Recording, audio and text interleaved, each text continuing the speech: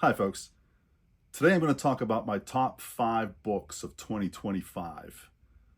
I know it's almost June of 2026, so you're probably wondering, why am I talking about my top 5 books of 2025 now? I should have talked about it a few months ago. Well, my channel is new and I didn't get a chance to do this a few months ago, so I'm going to do it now. I read a good mix of fiction and nonfiction, so both groups are represented pretty well in my top 5 that I'm going to talk about today. Okay, so let's get going. My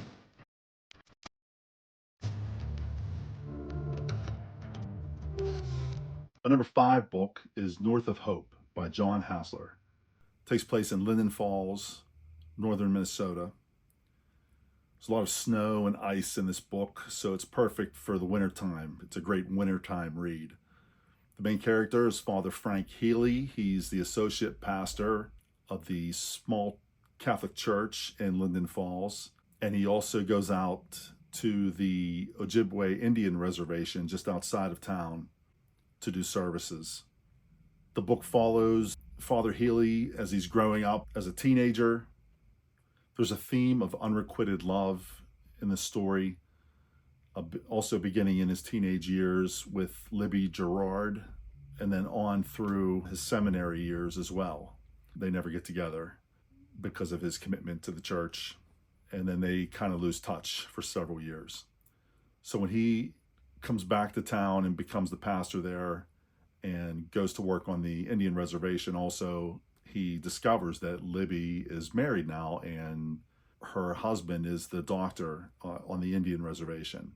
And then it's gradually revealed that he has a very dark past. This book has a little bit of everything. It's a very much a character-driven story. It has a mystery.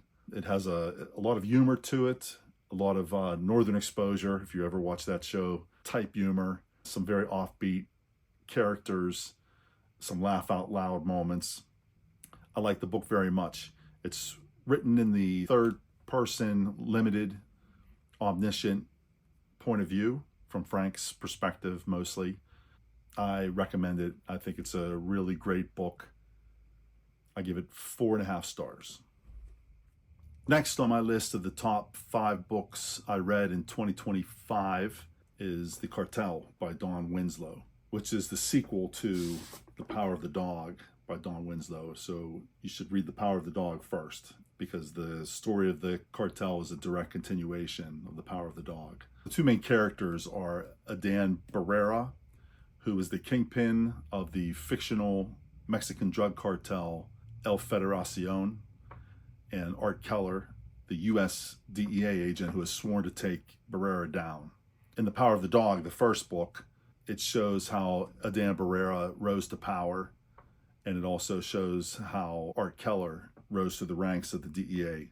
In fact, when they were younger, they actually knew each other and were friends. The book, The Cartel, they are sworn enemies, just trying to take each other out. The action moves across Mexico and southern Texas and California. There's a map included in the book, which I found very useful to trace the action. The book is very violent, and he doesn't pull any punches, but the violence is actually very central to the story. There's a lot of action and intrigue and suspense in the book. Winslow is a master storyteller, keeps you on the edge of your seat, provides you with many scenes that will stay in your mind long after you read the book. The book is written in the third person, omniscient point of view, mostly from the two main characters. And after the earth-shattering conclusion, the stage is set for the third book in the trilogy. It's called The Border, which I have and which I'm going to read hopefully this summer. I highly recommend this book. I give it 4.5 stars. Number 3 on my list is The History of the Renaissance World, from the rediscovery of Aristotle to the conquest of Constantinople by Susan Wise Bauer. This is the third book of a trilogy. The first book is The History of the Ancient World, from the earliest accounts to the fall of Rome. The second book is The History of the Medieval World, from the conversion of Constantine to the First Crusade. These books are basically a linear world history that starts with the Sumerians and runs all the way up to the fall of Constantinople in 1453.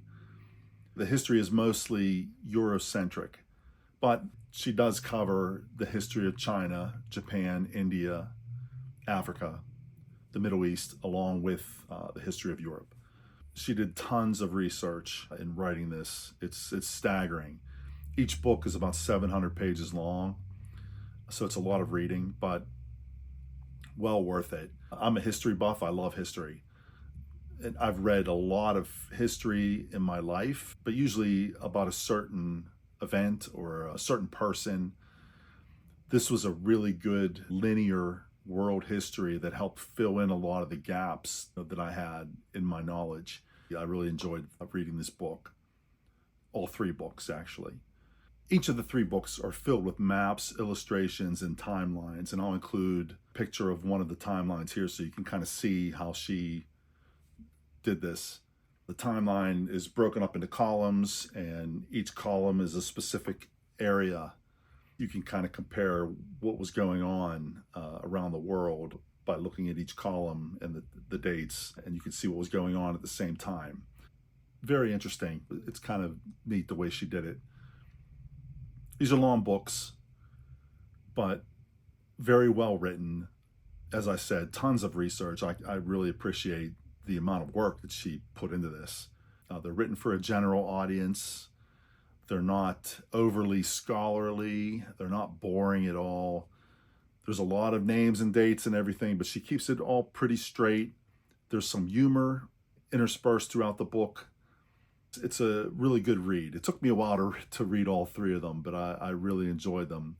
I had the Kindle versions of all three of these books. I highly recommend them.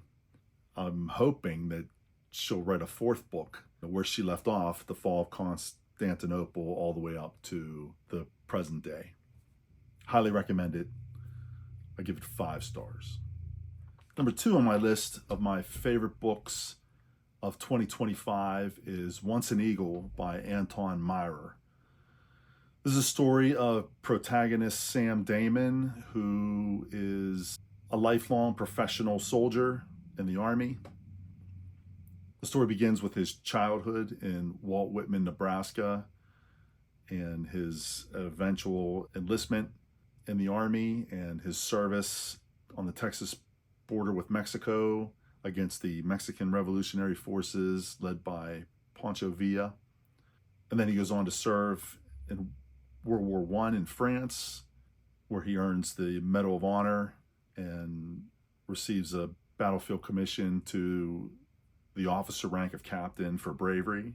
Immediately in the aftermath of World War I, he meets his future wife, Army nurse Tommy Caldwell, and then they get married. The book gives great detail on what married life and raising kids is like in the peacetime Army and during the wars also. Damon goes on to serve in World War II and also in the Korean War and in the Vietnam War. He achieves the rank of lieutenant general. The main antagonist in the story is another soldier named Courtney Massingale, and he's nothing like Sam Damon. Sam Damon is honorable.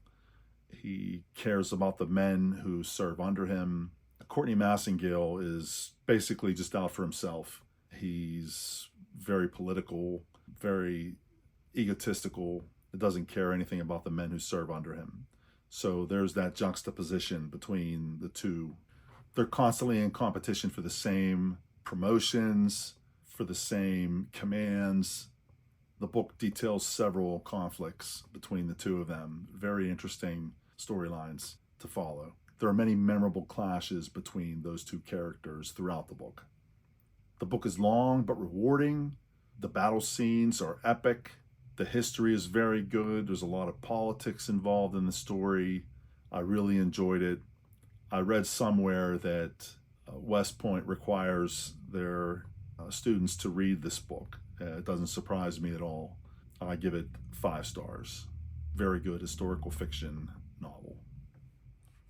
And my number one book for 2025 was Nomadland by Jessica Bruder.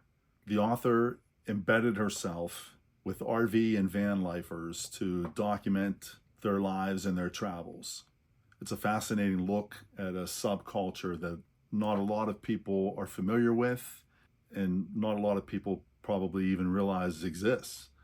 At the time she was researching this book, the country was in an economic downturn after the 2008 housing bubble collapse. Many of the people Bruder writes about in her book were forced to live in RVs or in their vans because of their financial situations. But a lot of them just chose to live that way also, just for the freedom of it. Many of the people that she interviewed for her book were retirees also. Many of the subjects of Bruder's book would move across the United States following the weather and finance their lifestyle by doing seasonal work at Amazon during the holiday season or at state parks during the tourist season. There would be temporary work just for a month or two or however long, just so they would have enough money to kind of get by. And then they would move on to the next place. There's a sense of freedom to that type of lifestyle. That's what came across to me in the book. Communities of these people formed, annual gatherings. For example, the Rubber Tramp Rendezvous in Quartzsite, Arizona, as detailed by the author in the book.